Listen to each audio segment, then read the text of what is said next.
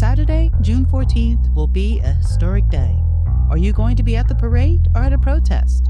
How is the FAFO season for you?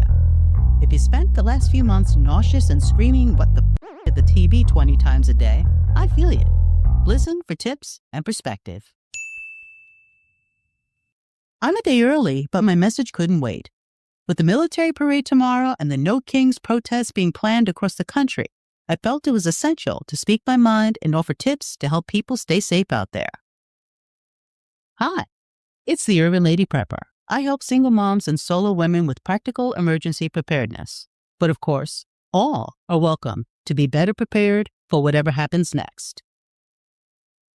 So, America, are we tired of all this winning? I generally don't get but so political on here. However, my country is in its death throes, and I'm not going to pretend it isn't happening, especially since I'm part of the population that's being targeted on two fronts, my race and my gender. I wonder if the way things are going, what will separate us from those shithole countries he who shall not be named once called places, where citizens have been denied rights and had their freedoms limited, when putting food on the table becomes nearly impossible, when you're sick and unable to afford any kind of care if you can find it, when you're hustling for whatever scraps you can, and you live in squalor because you can't afford to maintain your home if you're lucky enough to have one. That sounds like a shithole country to me. In America, that's exactly where we're heading. Our country would rather spend hundreds of millions on a North Korea-style military parade.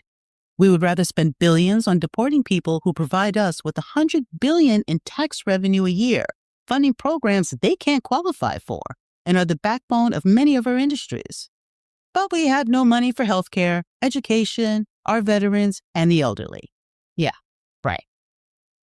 Did I mention that we're witnessing an ethnic cleansing?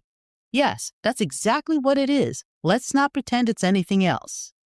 The people who said they were only going after the criminals and the bad people have yet to step foot in the neighborhoods where those bad people actually are. While I agree that certain steps need to be taken for citizenship, why would they wait outside of buildings where people are going through things, quote unquote, the right way to arrest them? Why aren't they in the hood or in the barrios arresting the criminals like they said they were going to do, instead of handcuffing children and pregnant women? Oh, that's right, because they lied to you and you believed them. As I said in an earlier episode, this is not about legality, it's about color. While the administration is importing white South Africans unvetted, they're doing what they can to get brown and black people out of the U.S. So if there's any doubt in your mind that these deportations weren't about color, then that action alone should make it clear. Those farmers crying about losing their undocumented workers when they overwhelmingly voted for it? I mean, the audacity. Is it the idea of exceptionalism? Or did they really believe those were black jobs and we would rush in and pick up where the migrants left off? I don't know what they smoke out there, but no. We have no desire to do that work, and trust me when I say, we will fight if that's the end game y'all were expecting.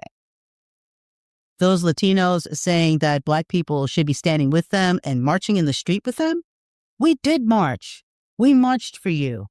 We marched right into the voting booth and voted against what's happening now with you in mind, as well as ourselves and the future of our democracy. But you decided that your proximity to whiteness and believing that you were somehow different and exempt from suffering was more important.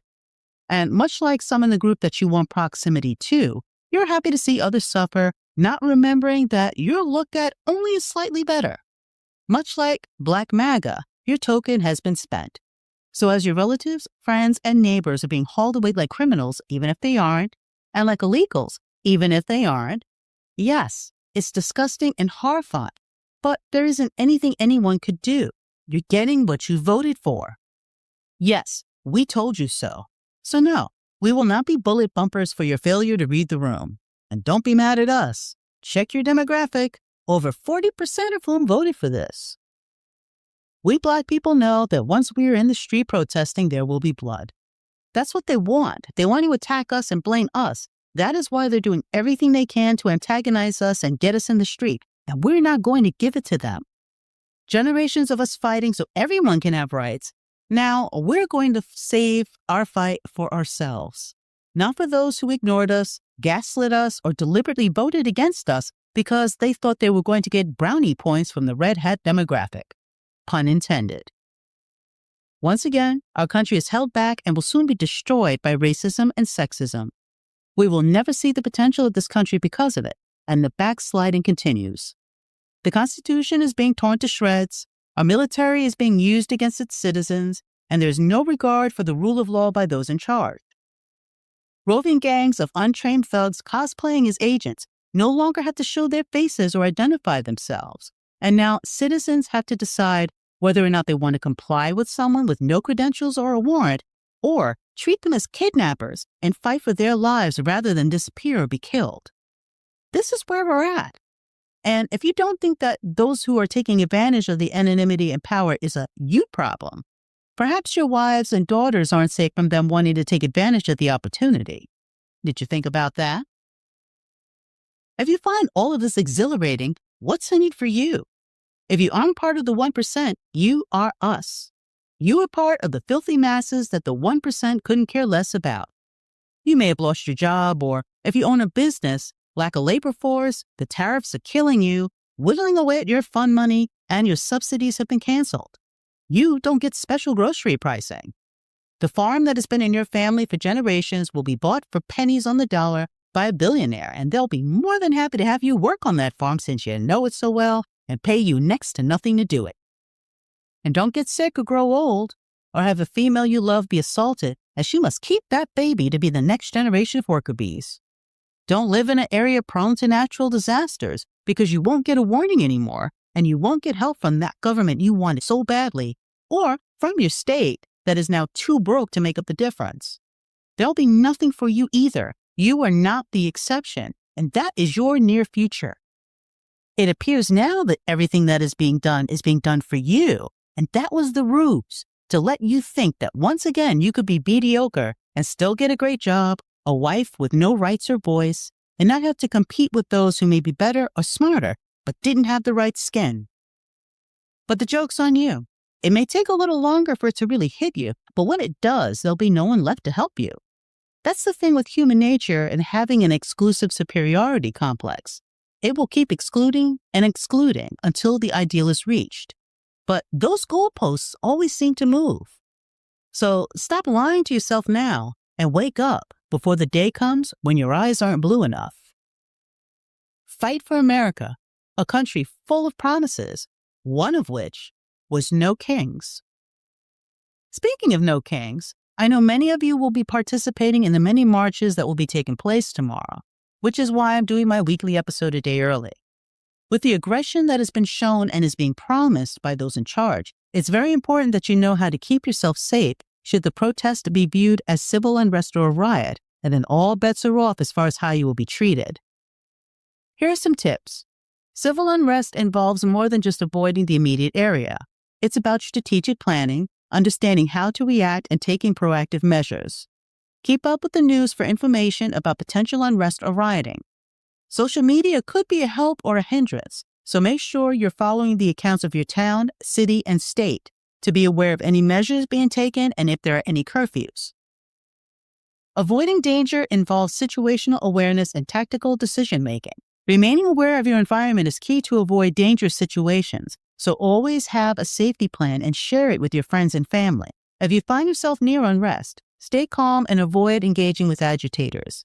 Seek shelter, and if the situation escalates, use barriers like walls and vehicles. If you end up in a moving crowd, keep your head down and move with it. However, work your way towards the outside of the crowd to avoid being trampled until you can break out to somewhere safer, such as a doorway or inside a building, avoiding the windows. If you're with loved ones, hold hands or lock elbows if possible and carry small children. Use a group messaging app to keep everyone updated simultaneously. If you're alone, share your location with loved ones. If you encounter law enforcement, keep your hands out of your pockets and palms open so they can see your hands are empty. Hopefully that will make a difference. If your home is near the activity, protect your home by keeping your windows and doors locked and use a door brace if you have one. Make sure your alarm system is working properly and remove outdoor items that could be thrown or burned. Be ready to board up your windows with plywood. Stay inside and avoid getting involved in the chaos. Have food, water, and medication for at least 72 hours. Check for evacuation routes from your home that avoid the area if you have to leave. and keep your go bag handy in case you have to leave quickly. If you're part of the protest, remember that you have the right to protest peacefully. If you participate, note escape routes and stay vigilant for any skirmishes that may break out. If your instincts tell you to move, trust yourself and move to a different spot. Protecting yourself during protests means being prepared for potential physical risks. Bring water, snacks, and a small first aid kit. Use protective gear like a gas mask or goggles, which can protect against tear gas or debris. Pay attention to what others may be carrying, such as weapons, and stay on the move. Avoid staying in one place for too long, especially in active areas. For clothing, keep it light and comfortable. Avoid wearing jeans, and while they're not particularly comfortable for long periods, it's better to have steel-toed boots to protect your feet. Preparation can make all the difference, so it's crucial to think ahead and be ready for unexpected situations. Creating a safety plan involves anticipating scenarios and having responses ready, allowing you to identify and create safe locations. Establish a good communication method to contact your family or friends and set meeting points if you're with a group in case you get separated. And while you're out there, share regular updates to keep your loved ones informed about your location and whether or not you're safe. As for prepping in general, time is running out. If you haven't been preparing for what I warned was coming, you'll find yourself out in these streets facing all kinds of danger you didn't have to. This is your last opportunity to get it together. Stay safe out there and look out for each other. Until next time, this is the Urban Lady Prepper signing off.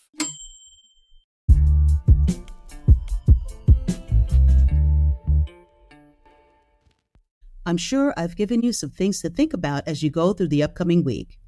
Has this episode resonated with you? Let me know in the comments. Don't forget to click the link in the podcast description to get your free Essential Prepper checklist. While there, get one of my cool designs on a shirt, hat, mug, and more at my Redbubble store. Or you can always buy me a coffee or get a Jace case for your emergency medical needs. It helps support what I do, and I really appreciate it. Join me on the socials, especially on YouTube, where I'll be uploading videos for my blogs from UrbanLadyPrepper.com. I appreciate your time with me. Stay safe, stay sharp, and be ready.